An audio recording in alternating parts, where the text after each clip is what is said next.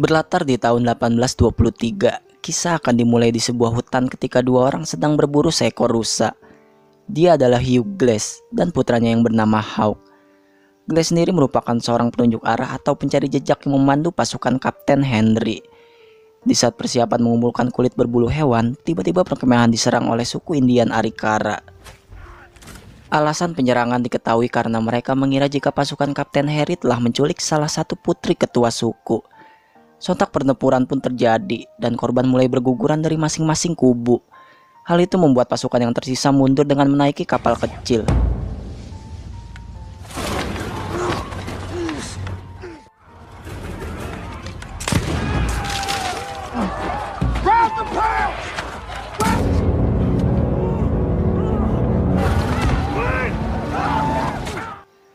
Di tengah perjalanan, Glass mengatakan jika perjalanan darat lebih aman karena area sungai telah dikuasai oleh suku Indian.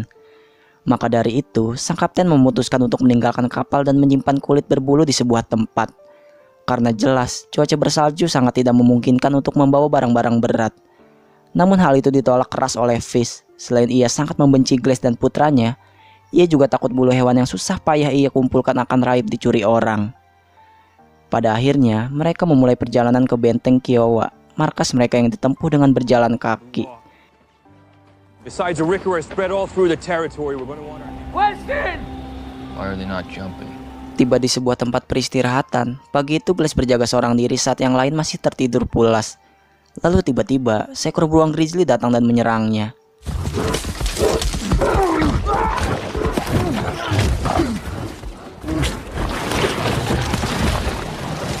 Beruntung ia ditemukan dengan kondisi yang masih bernyawa. Namun naas, ia sekarat dengan luka yang memenuhi sekujur tubuhnya. Malam kembali mereka lewati. Hari terus berganti dan selama itu pula mereka membawa Glass dengan menggunakan tandu. Tak jarang mereka melewati jalur yang terjal, menyeberangi sungai hingga tergelincir. Bahkan pertikaian sering terjadi karena selain lelah dengan barang bawaan, mereka juga membawa beban lain yakni Glass yang tak tahu kapan akan pulih. Hingga di suatu titik, Kapten Henry merasa harus menyudahi ini semua. Ia pun mengambil keputusan untuk menembak Glass karena dorongan dari Fish. Tetapi ia tetap tidak mampu melakukannya. Alhasil ia memilih untuk meninggalkan Glass, namun harus ada yang menemani. Dua orang yang sukarela adalah Hawk dan Jim, sementara satu orang lainnya yaitu Fish dengan iming-iming bayaran yang sangat tinggi.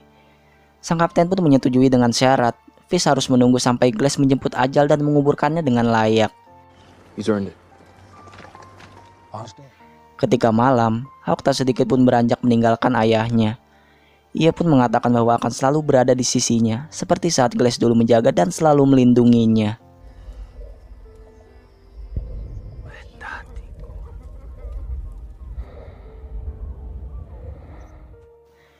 Pagi harinya, Fish sudah membuat lubang seolah yakin jika dalam waktu dekat Glass akan tiada. Selagi Hawk dan Jim mencari buruan, ia berencana membunuh Glass dengan membungkam mulutnya. Namun hal tersebut digagalkan oleh Hawk yang tiba di sana. Dan saat itu juga ia melakukan perlawanan sambil mengancam akan melaporkan perbuatan Fish pada sang kapten. Tapi Fish justru menusuknya berkali-kali hingga menewaskannya. Di saat itu pula Glass menyaksikan dengan mata kepala sendiri bahwa putra semata wayangnya harus tewas di hadapannya.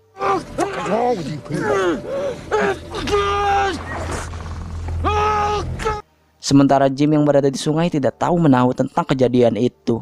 Dan setibanya di sana, Fish mengatakan kebohongan bahwa Hawk telah menghilang. Bahkan keesokan paginya, ia juga mengajak Jim segera berkemas karena suku Arikara hampir menuju ke arah mereka. Sementara Glass ia seret paksa dan ia kubur hidup-hidup di dalam lubang. Jim sudah berusaha mencegahnya, namun ia terpaksa pergi dengan meninggalkan sebotol air miliknya. I'm sorry. Hari kembali berganti. Glass yang masih belum pulih memaksakan diri keluar dari lubang sambil merangkak menyeret tubuhnya.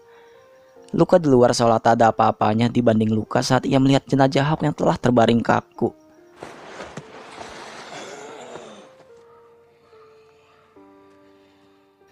Di sisi lain, Jim mulai mengetahui jika Fish telah membohonginya. Dan Fish pun mengaku jika ia memang tak melihat seorang pun suku Arikara. Itu hanya sebuah alibinya untuk meninggalkan Glass di sana. Namun Fish justru mengancamnya untuk menutup mulut ketika nanti tiba di hadapan sang kapten. Terbangun dengan salju yang hampir menyelimuti seluruh tubuh, Glass kembali merayap untuk mengambil seluruh barang yang tertinggal. Bahkan sungguh amat miris, ia yang tak makan sejak kemarin terpaksa memakan sisa daging dari tulang belulang hewan. Singkat waktu, Glass kembali menempuh perjalanan. Keadaan tersebut memaksanya untuk memakan apa saja yang ia temui. Meski begitu, ia memiliki tekad yang kuat untuk tetap bertahan hidup demi membalaskan seluruh dendamnya. Di suatu hari, suku Arikara menemukan jejaknya. Ia pun segera bersembunyi di balik bebatuan. Namun seolah memiliki penciuman yang tajam, sebongkah panah langsung melesat ke arahnya. Hal itu membuatnya menceburkan diri dan terombang-ambing pada arus sungai yang deras.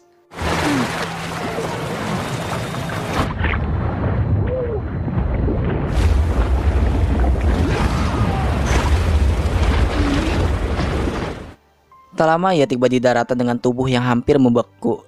Dan mungkin jika dia bukan seorang Hugh Glass, dipastikan orang tersebut sudah mati karena hipotermia atau telah dikuliti suku Arikara. Tapi sekali lagi, Glass mampu melewati rintangan bahkan yang paling sulit sekalipun.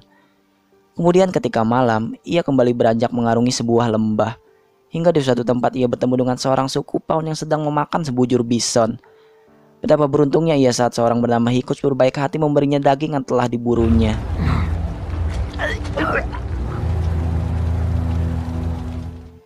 Keesokan paginya, ia baru mengetahui jika Hikuch tak jauh berbeda dengannya. Mengembara seorang diri karena keluarga dan sukunya telah dihabisi. Namun Hikuch mengatakan jika Tuhanlah yang berhak untuk membalaskan dendam. Alhasil dua orang yang sama-sama hidup sebatang kara kembali menyusuri padang salju dengan menaiki kuda.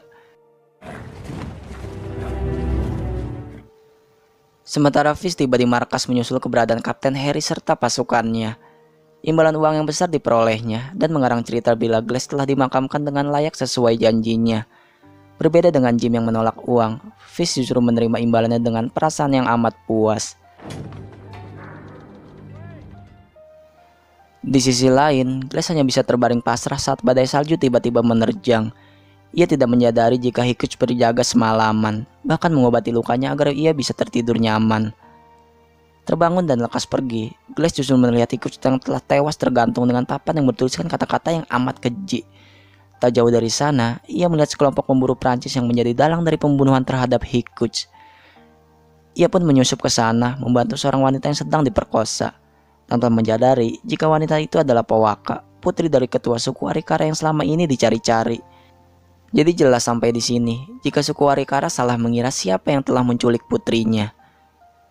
Ia pun lekas pergi setelah melepas para kuda, meninggalkan botol minumnya yang terjatuh di sana.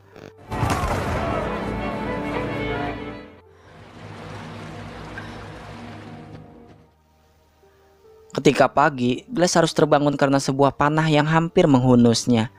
Ia pun lekas menunggangi kudanya dan menghindari serangan suku Arikara sampai ia harus terjatuh ke dalam jurang. Namun seolah kucing yang punya banyak nyawa, Glass tersadar dan langsung membelah perut kuda, mengeluarkan seluruh isi perutnya dan menghangatkan diri di dalam sana.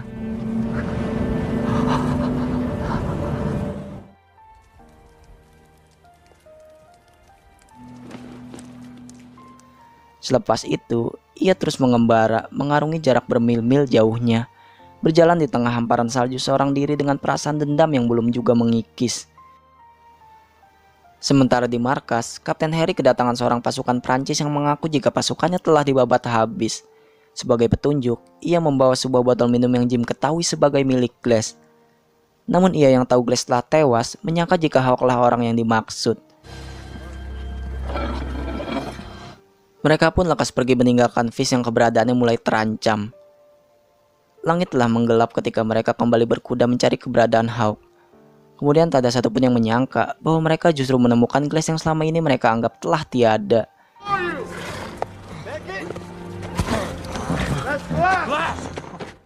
Tiba di markas, sang kapten murka dan langsung mencari keberadaan Fish.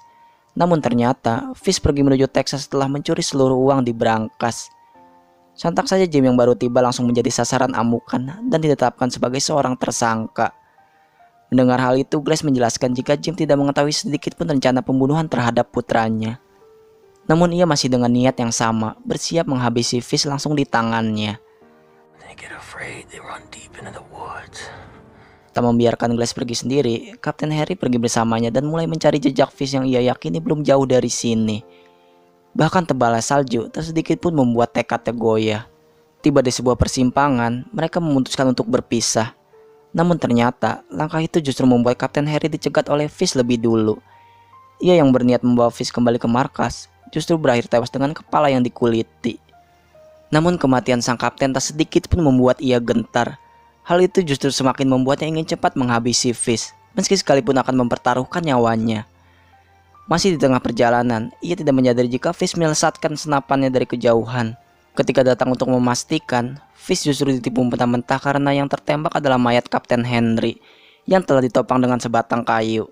Seolah tak habis akal, Glass berada di sana dan balas menembaknya tepat di bahu. Aksi kejar-kejaran pun terjadi. Glass tidak akan melepaskan Fish dan membiarkannya lolos begitu saja. Sementara raut wajah Fish tampak jelas menunjukkan bahwa ia sangat ketakutan. Hingga setelah keduanya lelah, Fish memilih untuk menghadapi kemurkaan Glass.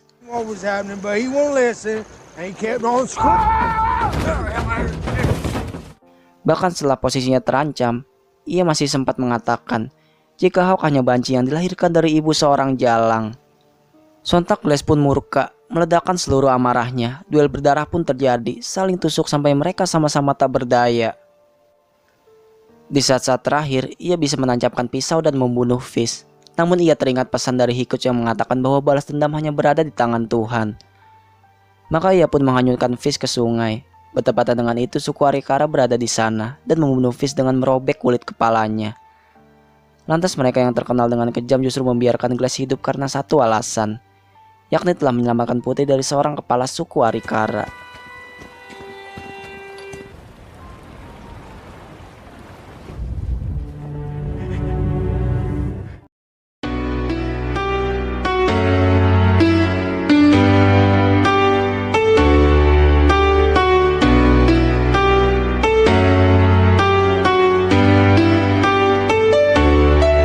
Langsung aja saya bilang kalau film ini adalah film sakit yang benar-benar bikin saya susah move on. Sepanjang film, saya nggak berhenti kagum dan terheran-heran dengan mahakarya sinematografi dan acting Leo yang sangat epic.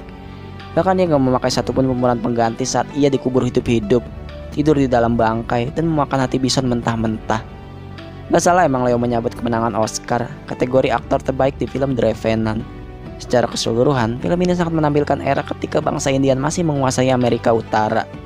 Saya merekomendasikan kalian untuk menonton filmnya langsung supaya lebih berasa survivalnya dan bisa membuktikan sendiri. Saya akhiri video kali ini. Kritik, saran, hujatan silakan tulis di kolom komentar. Saya orang sabar kok. Dan sampai berjumpa lagi.